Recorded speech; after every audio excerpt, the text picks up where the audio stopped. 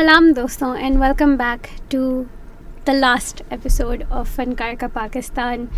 This show has been my brainchild and it has been very special, the journey, and it has been something that has allowed me to express myself in a very good way, in a very positive way. And I've had some great guests on the show and we're meeting after a long time. But the guests that I've all had were people I admired, people I didn't entirely closely work with. So I want to dedicate the last episode to people who made this show possible. When I joined the team 2 years ago, I didn't expect to make such good friends. I thought it was going to be calm wala relationship. But I would not have been here if it wasn't for the help of these people, the approval of these people with the first guest. So we're going to get started into our recording. As always, the first person, and this person was always working behind the scenes, so you may not have seen them a lot, is someone who was the first person I interacted with when it came to my show, was someone who was always a great support, willing to offer any and all resources upon any request, was also the person who accepted my application and ensured that I would be sitting in front of this mic. This person in LUMS was an electrical engineering major. This person is a great writer, also a great orator in my opinion. I think I'm putting this person in a lot of pressure as well right now.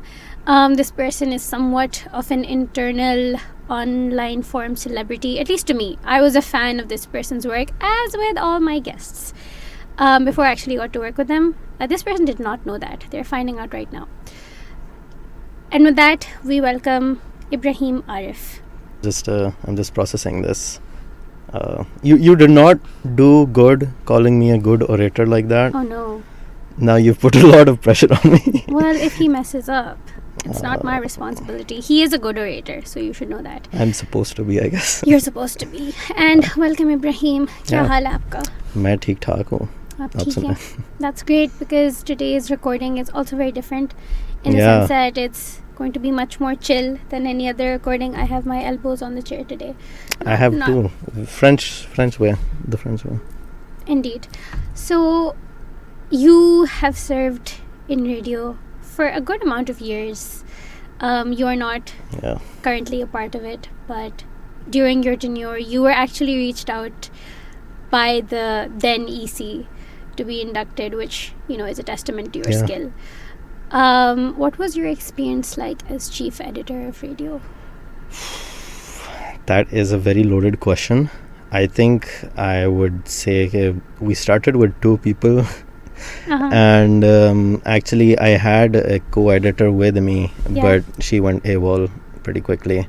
So I had to create a whole new team. तो उसके फिर applications खोले. You were one of the ones who applied to it. And I liked your show especially because it brought something very different to the table compared to other shows, especially with the type of guests that you have, very star-studded lists, and I'm very honored to be a part of that list now. You are star-studded also. So it was a pretty, it's gone now. I don't know how else to describe it. It's the past now. It's the past now. Yeah. Okay, that's fair, because I think moving on is often something I find it difficult to move on. I think generally as a person. Yeah, definitely. Do not move on from the show, please. Oh, okay. I'll keep that in mind. Yeah. But while you were editor, you had to make a lot of creative decisions, because the very nature of every show that we have at Radio LUMS, it's creative in some way.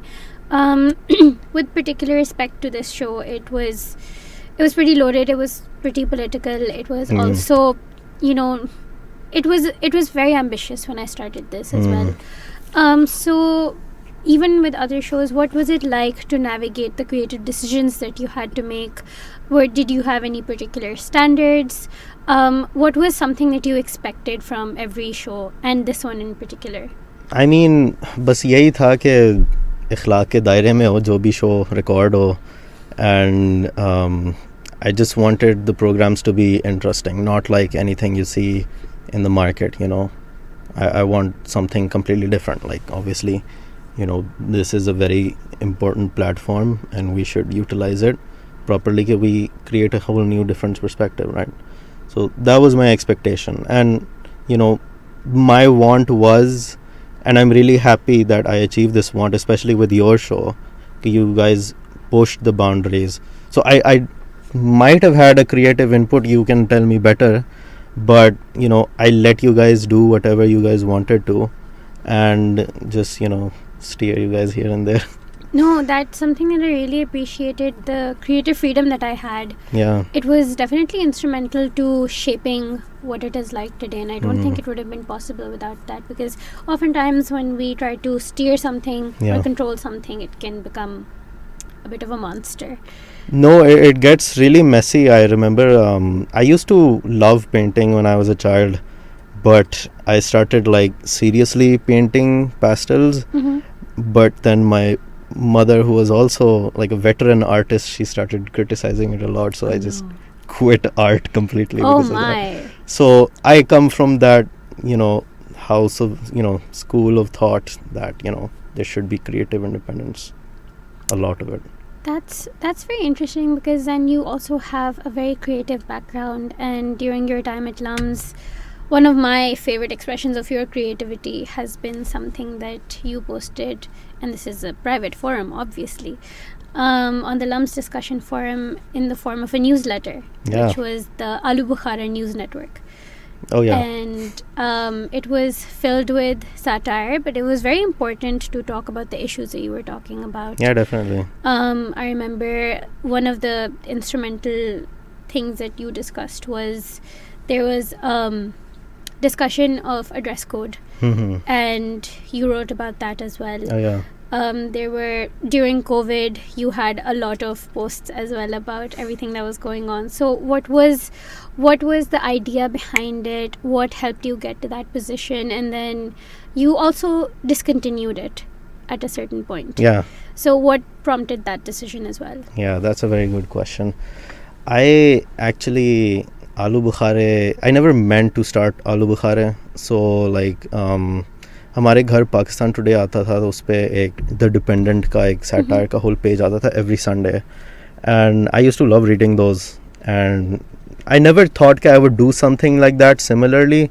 But when I came to LUMS, and like obviously हमारा लम्स का covid वाला experience हुआ था पहले साल, specially like freshman year, and it was a very frustrating experience and all that, and you know most of the socialising was happening online and all that.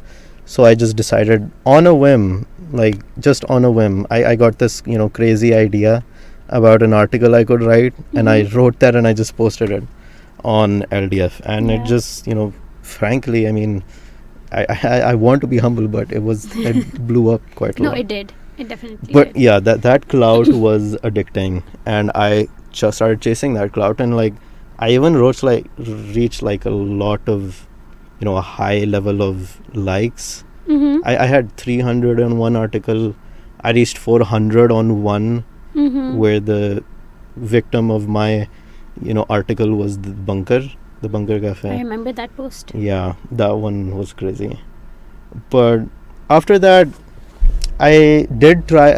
I have actually started. I shifted it to Instagram. Yeah. And I do actually have a Instagram account. You can plug it if I can plug it. Yeah. So actually, I have kind of forgotten what the tag is. I think it's the Aloo Bukhare. Just search for the Aloo Bukhare news, and you'll find it on Insta. Keep that in mind. Very, very loose.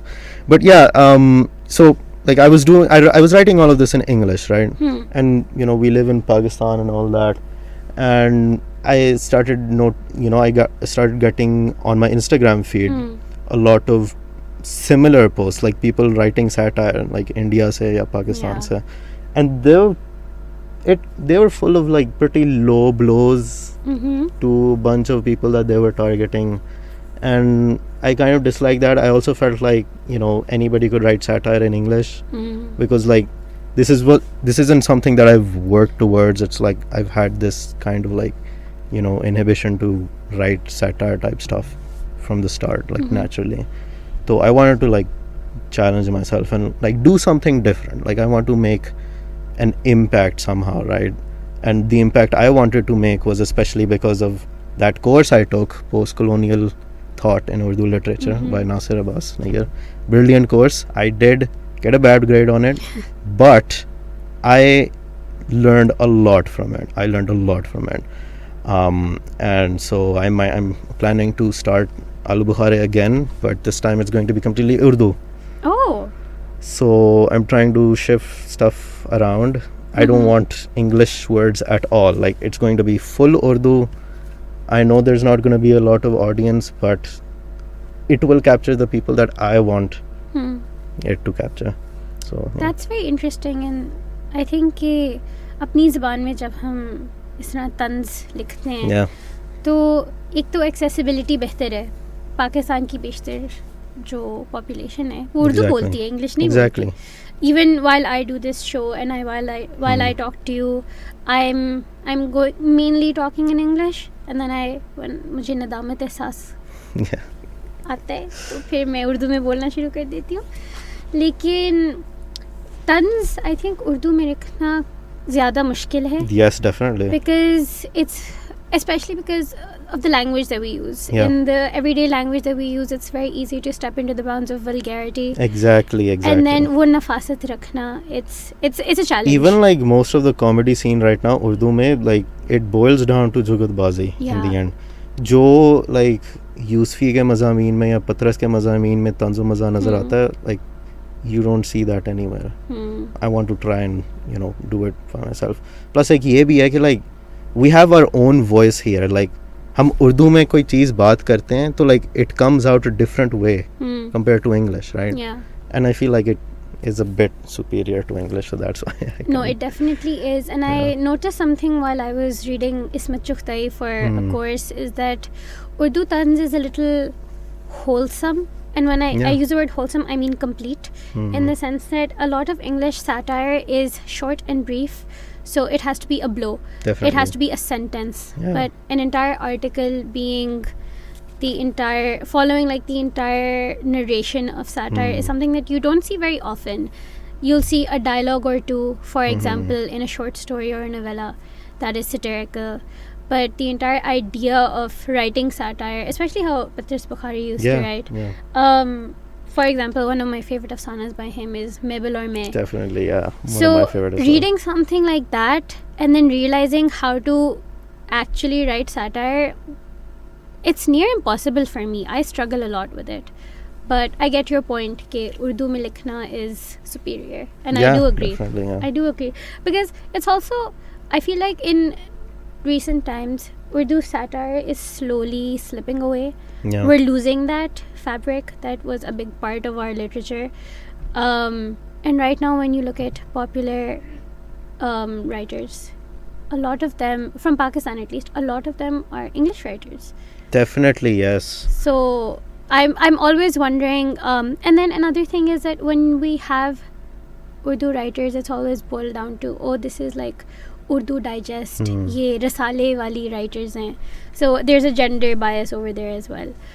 But you mentioned another important thing, which was that you started reaching for clout. And that's very important in understanding our identity, our creative identity.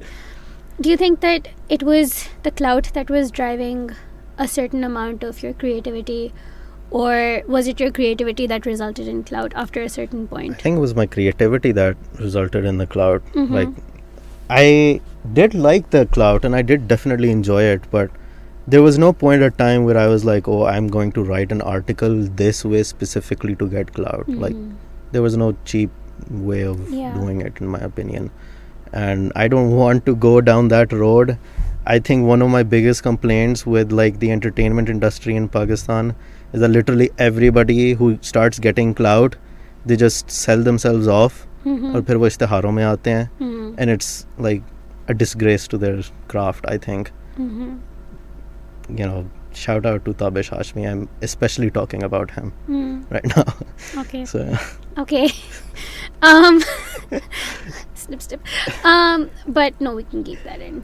That's pretty important in my opinion, because aksar I think the nature of your content will change if it's driven by the machine that is capitalism, because now clout isn't social anymore. It is very much financial. And it didn't apply to us in university, especially not on a forum like that. But when you're putting your work out to the public, it's the views are not just views. The views are your tendency to get a sponsorship. Your views are, literally, for some people it's their livelihood. Definitely, and I think it's a very fine line. While I understand that there is a need for reaching a level like that, it's also pretty sad. Like, sad is the word that I would use.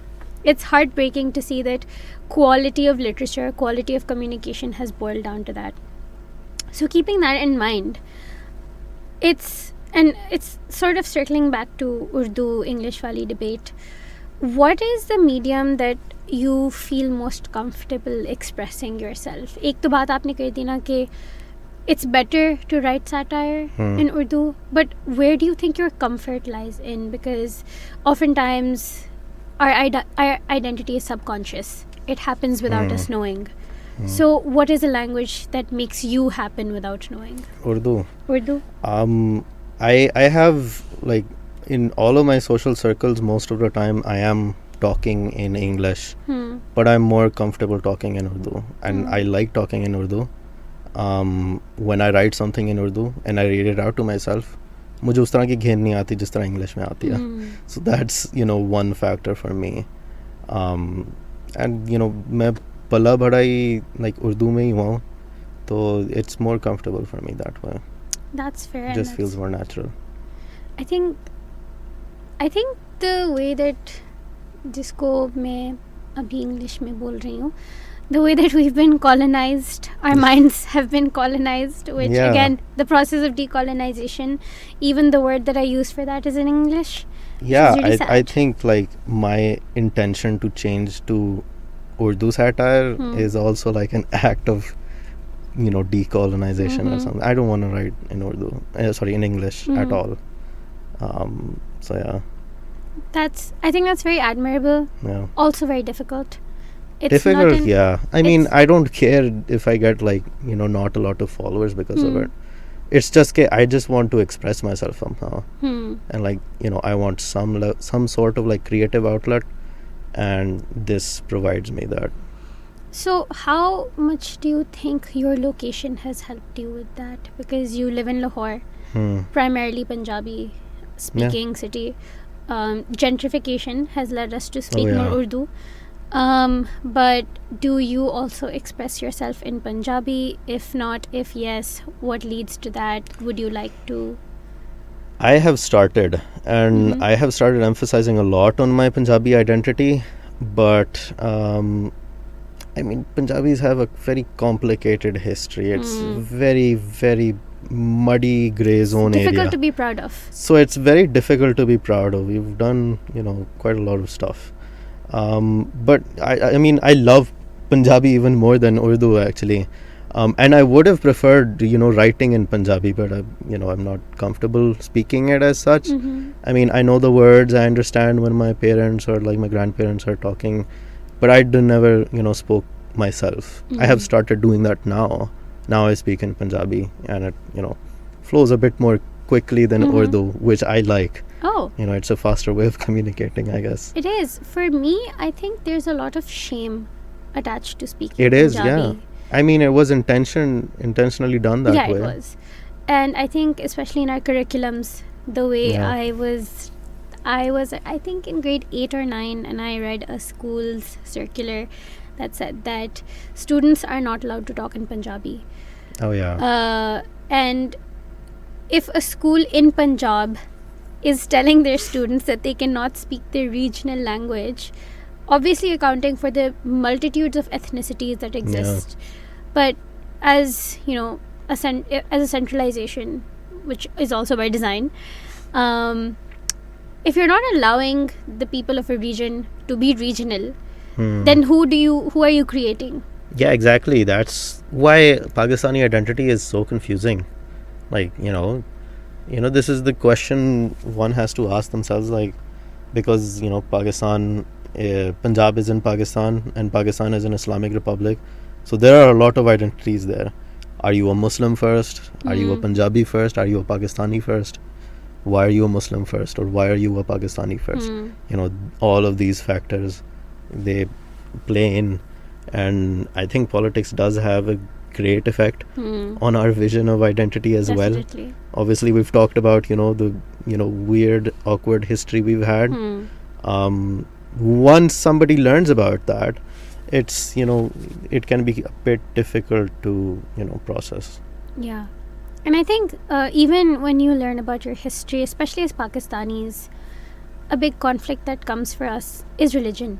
Yeah. Because we were ruled by people who were non-Muslims. And to account for that in our history is very difficult for us. And I think that to an extent, when we look at everything that's happening around us these days, it's particularly important to keep in mind where we come from, because one of my favorite instructors at LUMS, Dr. Hassan Karar, and another person who I never took a class with, but Dr. Ali Raza, always talks about how we are not removed from history. You can find a connection anywhere and everywhere. And I think that once we make peace with that, we can be connected to people, not respect them, and also not be proud of them. It is fine. We can make peace with that. So, okay, that's an interesting perspective. Yeah, I think that sort of makes the job easier. It's uncomfortable. Definitely. It's very uncomfortable, but it is also necessary. But we are also running out of time, and so we move to the last question for this. Actually, the second last question, which is, what are your future plans in your creative process, if any, if at all? What do you expect to have from your identity? Well, in terms of creativity, I've already told you I'm planning to restart Aloo Bukhare. Uske alawa, one of my friends wrote this script. It's called As Fidel, and essentially it's some story based in New York and all that, and it's based on like Batman's New York or something, Gotham City or something. And I'm trying to, because he left it because he got busy with university, he left it abandoned and it's half done. I want to complete it, but I want to create my own complete new version, and I want to base it in Karachi. So I want the setting to be I've forgotten the name of this hotel.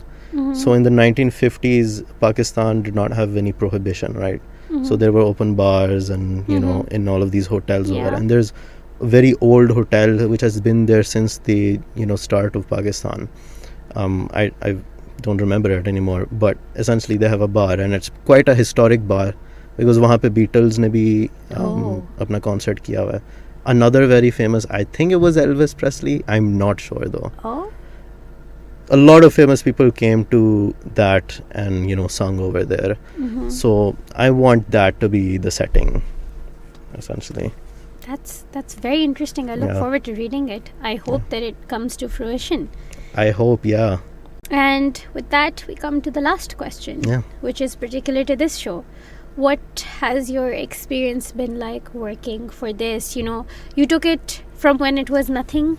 It was a piece of paper and an 8-minute voice recording that I submitted. And it has come into a show that has, I'd say, had a pretty good run.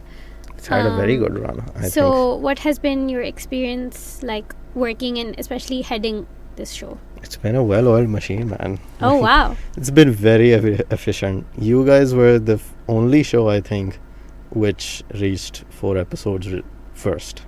Oh, I didn't know that. Yeah. So that's why you guys were the first ones to get a video podcast out, right? I also didn't know that. Yeah.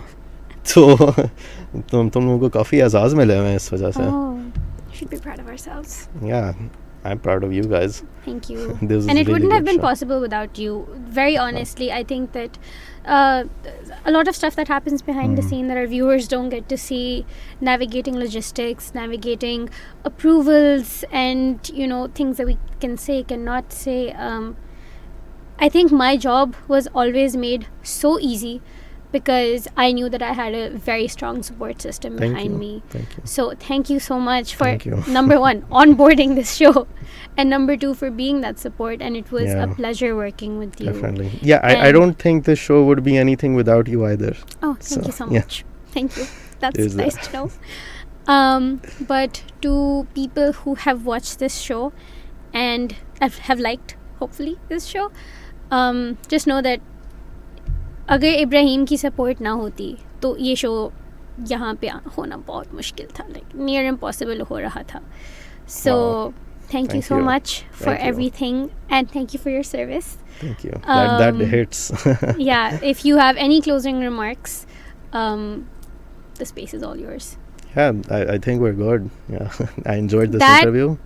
That sentence, I think we're good, was the end of every meeting, by the way. Yeah, and the melting pot. Well, let's end this. Let's end this here. Yeah. I think that's all good. That's all good. And now, coming on to our next guest is someone who... I've talked about Ibrahim being a good support system, but this person was my ride or die. This person supported me through thick and thin. This person was ready to... I'm not even kidding. Ready to go to battle for me. And that is still an understatement. For people who know her, she is one of the most cheerful and bubbly people that I know. Anyone who has a conversation with her, you feel energized after that. This person is incredibly smart and talented, and is a graduating anthropology and sociology major with a minor in comparative literary and cultural arts. That's a big change now. The stream has changed, and this person was the initial team member that I had. When I came into Radio LUMS, I was starting with 2 people in my team, and even at that time that was a luxury I had. We usually had 1 RJ and 1 producer, but I had 2 producers, and this person stuck with me from the start. And then this person also became the editor-in-chief for the recent year at Radio LUMS. And then the support that I had was extended to a team of about 20 people. And I think that it's very important to know that when you're ready to do something which is ambitious, which is uncharted territory, it takes a lot of faith to risk your time and your energy, and especially because the incubation period for this show was about 9 months, which is a very extensive time. It was over 2 semesters. And so, with a heart of gratitude, I welcome Ayesha Amir, former producer of Fankaar Ka Pakistan and former editor-in-chief of Radio LUMS for the year 2023 to 2024. Welcome, Ayesha. How are you feeling? Taneer, I'm feeling so overwhelmed because of that amazing introduction that you gave me. I feel so honored, and I feel like I don't deserve how you've introduced me. It was like an overstatement of the person that I am, but I'm grateful for that, and thank you so much for having me. Of course. I've told you this पहले, but जब मैंने आपको बताया था कि मैंने आपको बुलाना है, and we shed a lot of tears. Yes, we did. Happy tears, not sad tears. And it was because I literally could not have done it. Even the guests that I had, and we know what I'm talking about, it literally wouldn't have been possible to have them on board if I didn't have your help. And it was something that was so instrumental in understanding that oftentimes navigating a professional space, you feel isolated because it's, you've established a work relationship with someone, but going beyond that and actually caring about my feelings, actually caring about my time was something that was, I appreciated that a lot. And I think that that's when I realized that, this person is not my producer, this person is my friend. And I think that was actually the formative time where the show needed that support. Absolutely. And yes, we were planning on making it bigger. And so thank you for that. Thank you for that. It was both ways. It was a two-way process. Thank you. So we're gonna get started, and as our esteemed and final guest for this show, no pressure, A little pressure, but okay. what has it been like working in overall Radio LUMS, and how has that journey been for you? Okay, so I have a lot to say about that, but सबसे पहली बात that I would like to say is, of course, कि मेरे पूरे LUMS experience में I had only previously heard people saying कि your society experience defines your university experience. And I always thought that is too big of a statement to make. You cannot rely solely on your society experience, and because that creates pressure for you to feel good about the society that you're in, or the relationships that you form through the society that you take part in or are a member of. So I thought I will never be in that position, you know. I was like a freshman at that time. But sophomore year, Radio LUMS happened. It was a newly emerging society, and I sent in my application. Ibrahim obviously liked something about what I wrote as a content writer. That was the position I was applying for. And then I got accepted, and little did I know that would end up becoming my biggest cherished memory of my time here at LUMS. That's very sweet. Because of the people that I met, the support I had in turn of the effort that I put into society, that reciprocal relationship, the people that I found, especially you, a big credit goes to you and to this show. This show was my first show, and I stuck with it up until I became the editor-in-chief. But this is gonna sound so corny. You can take Fankaar Ka Pakistan. You can take Ayesha out of Fankaar Ka Pakistan, but not Fankaar Ka Pakistan out of Ayesha. That's very nice. Because I think you are witness to the fact that the line of questioning that you developed for this show became not only a part of my line of questioning just for this show, but my line of questioning otherwise with the people that I met. So whatever I would take away from this show, that would stay in the back of my mind with whatever happened within campus. And obviously, because as a humanities student, the people that I met, the professors, the students, all of them, I always retained this. And I always, like, you're witness to this fact that I would randomly run into someone, or I would randomly have an idea, and immediately I was like, we have to do this. So that's what I mean by saying that you cannot take Fankaar Ka Pakistan out of Ayesha, because it was always at the back of my mind. Whenever I would have an idea, I would immediately text you or text in the group for this show that should we do this, should we not do this. I think that's very comforting to know, because as your show, this is your show, as much as it is mine, and it's sometimes we're not able to see the impact that a project has on people because it's just a project, but to know that that's what it was. And I every time I would get your call, and it would be a call or a text, तानीर मैं अभी उससे मिली हूँ और मैंने उसको pitch किया है, अब हम उसको बुलाएंगे. And we ended up calling those people. A lot of it seemed like a stretch when we would initially do it, but you know, we ended up doing it. So that was very comforting to know that there's that hard work, and that Ibrahim just said you know, a well-oiled machine, the oil was always there. Absolutely. Because if the oil wasn't there, this machine would not be running. Well, coming to you particularly, I have had the honor of knowing you for a few years now, and you are an extremely creative person, and a lot of that goes into the research that you do. And you are currently also working as a cultural and arts research associate. Researcher.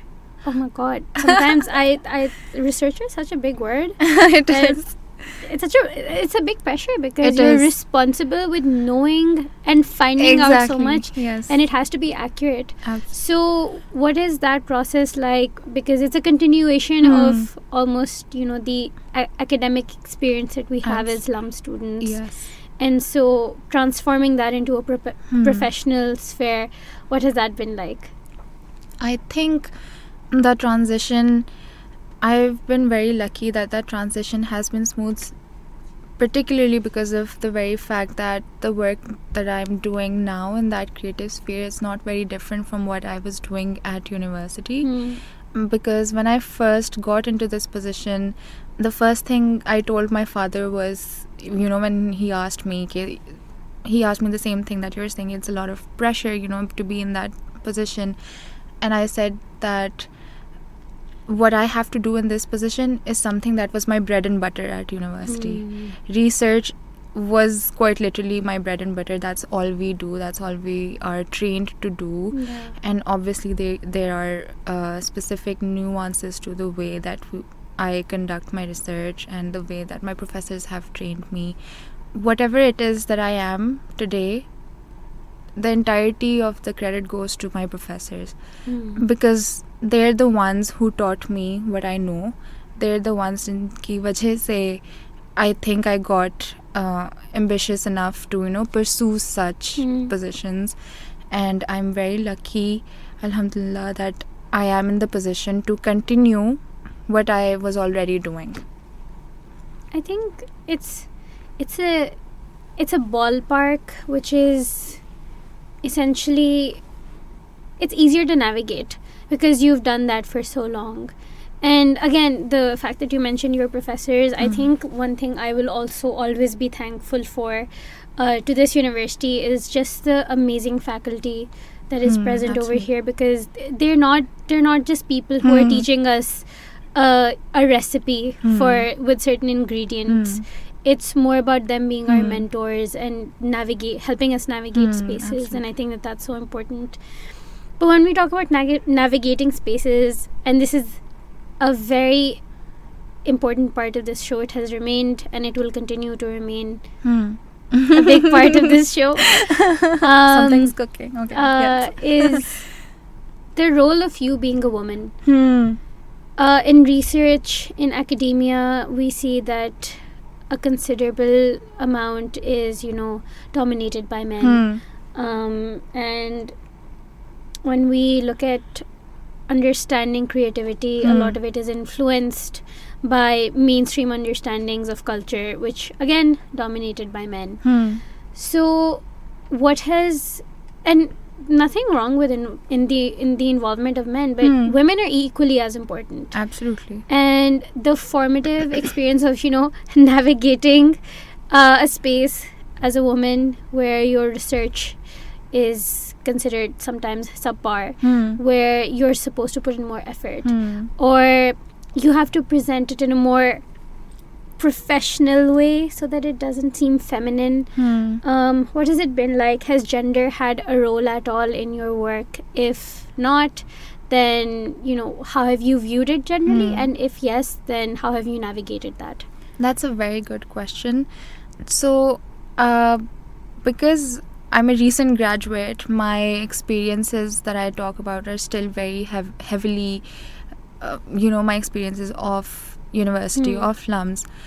Gender has been the core of many of the discussions that we've had, much of the research that I've done.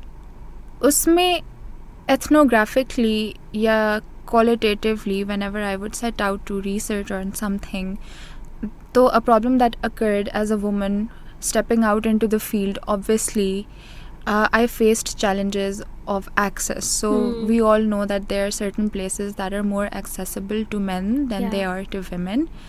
But the support that I had from my professors, and them also being conscious of the fact that me as a female student, I will not be able to conduct fieldwork in the same way that my male counterparts would be able to.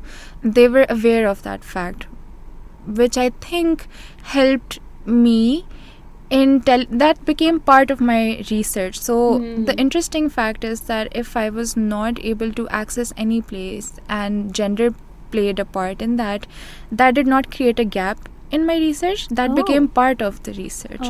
So I would be able to analyze that this is how my position as a woman is affecting what I'm researching on. Yeah. But outside of that, I think the question of access still remains.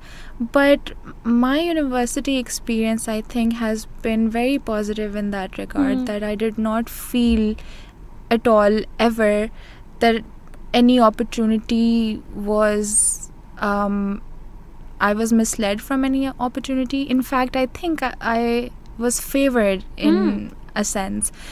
Here I would particularly like to mention Professor Bilal Tanveer, because when I took his course Mechanics of Fiction, I remember that was also my very first in-person course after COVID, and he scolded all of us one day. He scolded all his female students. He was like, none of you, from now on, I don't want to see any of my female students being ashamed of merely, existing. Because when we would want to raise our hands and contribute to the class, we would say, Professor, I'm sorry, I'm not sure about this, but I think, and he's like, take this phrase out of your vocabulary. I'm not sure and I'm sorry. Ye nikal do. You're sure and you have nothing to be sorry for. And I think that's the spirit that all of my professors carried. And I have seen the way my professors have supported me in saying, hey, Ayesha, this is something that you're set out to do. If I would share an ambitious enough plan with them. Again, Professor Zebnissa is a big about to say that. Big part of you know how supportive she has been of me. And she would say, this is an ambitious plan, Ayesha, but you do you, and you have to do this, and my support is with you. So that's a good part, I think. I think both of us have this is going to turn into a Professor Zebnissa fangirl session. Yes, we are fangirls. But we've had a shared experience with being in her class, and I think that it's important to take the time out and thank people like Professor Zebnissa, because understanding that herself as a woman in a space which is creative, but then I think when you're working in the creative industry, you're very exposed because a lot of creativity comes from vulnerability. Absolutely. And so Dr. Zebnissa encouraging us to bring that empathy into our work. And in research, it's always considered something very mechanical, something that has a set guideline of processes that you have to follow. And I think when I first had the experience of working with Dr. Zebnissa, she encouraged me to bring emotion into it. Absolutely, yes. And that was such a refreshing take on research. It was absolutely a joy to work with her. And I think that people like Dr. Zebnissa are what help, especially female students. And she made sure to give female students a platform. Yes, she did. And I think that it's very important to have a support like that as well. So, Professor Zebnissa, if you are watching this, thank you so much. लेकिन research से बाहर जब हम आते हैं और आपका role देखते हैं as a producer and then more importantly as a producer for many shows, which is an editor in radio this year, particularly this year, it was a very, very big year for radio. We had the largest expansion into the number of shows we've ever made. At least, recordings. You will see all these in due time. And spearheading that and working with someone as incredible as Zoha, our now president. Yes. She's amazing. It was an honor to work with you both, but taking the society into such a big dimension and ensuring that all of it is happening. There's so many processes, there's so many approvals that happen behind the scenes. You have to fight your way for a lot of things. What was that process like, and do you think that as a creative, because I think oftentimes when we push for another person's idea, it's because we see value in it. And to bring that value to a platform is very important. So how has that highlighted your identity as a creative? So I think when I started off as just a producer in radio, my main purpose behind why I applied was कि I needed a creative outlet. But उसके बाद when I became the editor-in-chief, वो creativity वाला part got slightly sidelined. And now I was in a huge role of responsibility, a position of responsibility. And why I say it was a position of responsibility, not just because of the hierarchical situation within the society and, you know, expanding it and making more shows and all of that.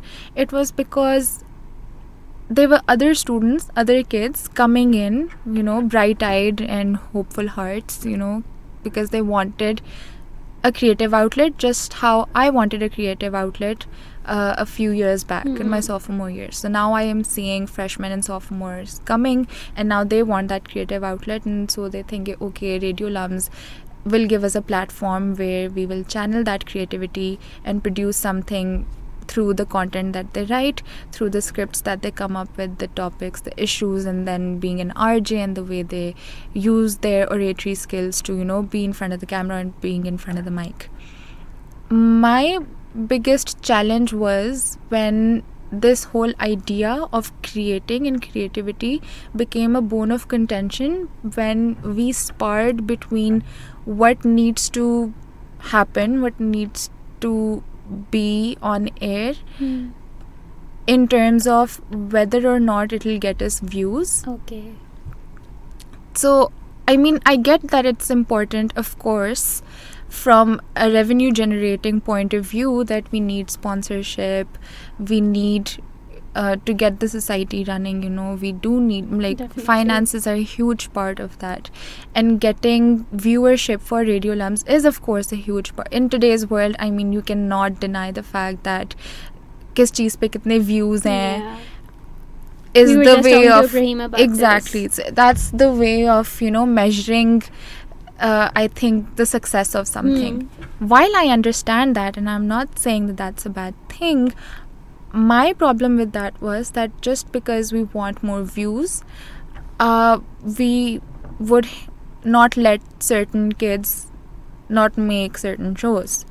I wanted everyone to make every show that they wanted. Okay. Obviously, there were some constraints, guidelines that were to be followed. Of course, there was some training to be had. Of course, there was some guidance that needed to be had. And I tried my best to support everyone in their creative endeavors. But if a bright-eyed kid is coming to me saying that I want to make a show on such and such thing, interest is subjective. Yeah. If I don't find that interesting, I can't say this is not interesting, this will not get us views. That is absolutely something that I discussed with Zoha, and she was so amazing in supporting me on this. I was like, I cannot absolutely say this to any kid because it's very interesting to them and they want to create it, and that's the show that they want to be aired. So I will not let it go just because you know, it will not get us any views. So I think that was one big challenge, but I tried my best along with Zoha's support to navigate through that. And obviously I think the best thing Zoha and I खुद ही अपनी तारीफ़ें कर रही हूँ, the best thing Zoha and I did, I think the best possible way we came up with the best possible solution of navigating through this problem was that we were transparent with the kids. Yeah. We told them that this is a problem that we're facing, and you should know that there are constraints. So how about we have some shows that are quote unquote cloud shows, and you can, because some kids were thinking in those lines, yeah. Which is great. I did not want to diminish their and light. that's also natural. Then you don't form it to go that way by force. But then there were some kids like me who were like, I don't care about views and I don't care about who's listening to me or not. I just want to come here. This is my comfort place. Yeah. I just want to come here and create and speak. And I think what you just said about interest being subjective, very interesting, pun intended. I didn't, didn't cross my mind pehle. So, as we move towards concluding this, our second last question, what interested you about this show and you signing up as a producer when the Excel sheet was given to you? the tagline for this show that you've always had. And I mean, it became an inside joke because, because of the way how much you repeated it. Yeah, it's a very long tagline. Us time pe the show, we came up with the name bahut baad mein. The show did not have a name. Us time pe, I think it was the tagline which said, "K, this is a show about art, literature, music as forms of resistance and how that contributes to making of a Pakistani identity." And I read that and I was like, art, literature, music, I'm in. That's great. That's all that happened. And obviously I needed a creative outlet, as I had already said, because I was writing tab bhi. I still write. I'm mostly a fiction writer, and I knew that this would be something different outside of just the fiction and the stories that I'm writing. This provided an opportunity, and so I applied, and the rest is history. Yes, the rest is history, and I'm glad you applied. And we come to the final question with that, and that is that because I think, especially for people like you, it's so important to carry this fabric of wanting to create, of wanting to do something new. How do you plan to continue this in your post-grad and professional life? Even if you don't have any plans, just share with us what you would like to see happen. I think it's too soon to say anything about the professional and post-grad situation. Hopefully, it turns out well. But one nasihat that I've held on to is that no matter what, I shouldn't let my life be art deprived. Okay. And so I think that's It's a very good piece of advice. It is. Everyone should follow it. And that is what has kept me going, and that is what keeps me on my toes, seeking something creative. And writing has been my creative outlet up until this day. And even though I'm a fiction writer, one of my professors said that fiction is embedded in reality. It is. And that's how my perspective changed, obviously, after a lot of the courses that I took here. And वो जो identity formation वाली चीज़ होती है, and then आपके Western ideas से, when you leave those behind and then you come towards, accepting and embracing your own identity and your own roots and your own indigeneity, and you sort of explore that, is when you realize that there's more room for creativity. Definitely. When you start accepting your own roots. So that which has been an integral part of this show. Exactly. So that is what the goal is, inshallah. I want to keep writing, I want to keep exploring reality through fiction, and I want to make sure that there is no art deprivation that happens ever. Inshallah. Inshallah. We keep that prayer with us for you as well. Yes. Thank you so much for taking the time out. Taneer. I know that this has been incredibly overwhelming. And it's a very emotionally loaded episode for us, I think. Yes. Because we have so much tied to this show. Absolutely. The weeks and hours we would spend on online calls, sitting in person, garmi mein khoke pe baith ke. For a long time we couldn't decide the name of the show. It took us 9 months to come up with the name. And wouldn't have been possible without the classroom you. fights. Oh my god.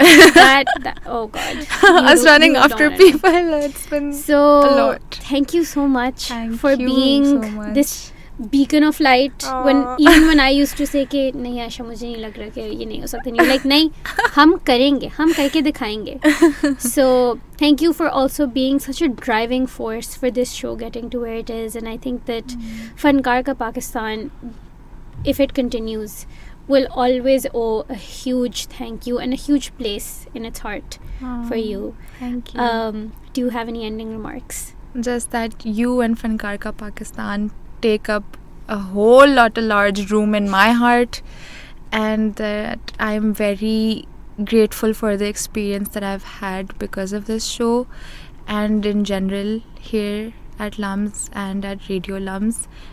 Alhamdulillah, I'm very grateful, and I am very blessed, and you are the best. Thank you. Thank you for that. So much for that. That is honestly, I'm glad I have the space in your heart. It's not just nice. I don't think nice is a word that cuts it. I think it's a big honor for me to have that with a person like you. So thank you for that. I think I've said thank you in this entire recording maybe 100 times. But I think that our viewers needed to see you and see Ibrahim to understand that gratitude is also just something that does not cut it. This is just, I owe everything that this show has accomplished greatly in part to you and Ibrahim. So thank you, Ayesha. Thank you for your time today. And with that, we bid you adieu. And coming to the end of Fankaar Ka Pakistan, I thought of preparing a written speech which I would give at the end and fully, be very careful in my words about how I wanted to end it. But I decided against it because it's more natural and it's more important to me that it comes in an unscripted way, which has been a very important part in my own creative processes. We've never scripted answers because we would also sometimes withhold questions from our guests upon their request because they wanted to be candid.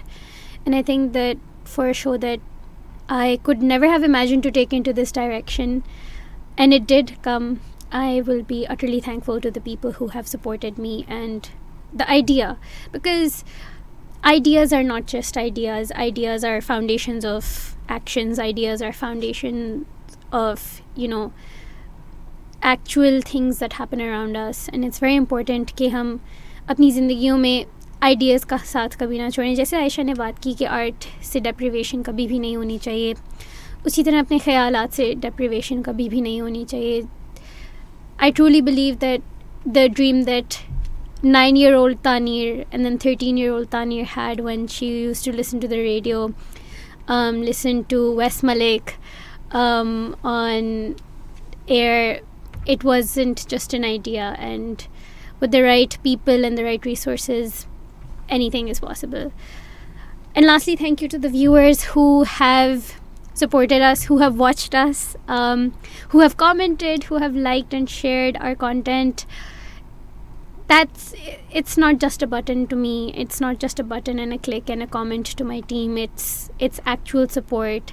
It's actual value that we see, especially in a day of age where anything can be fabricated like that. So thank you for that as well. Thank you for watching us, and thank you for valuing our opinions and our ideas as well. And hopefully stay tuned for a future of Fankaar Ka Pakistan in a new light.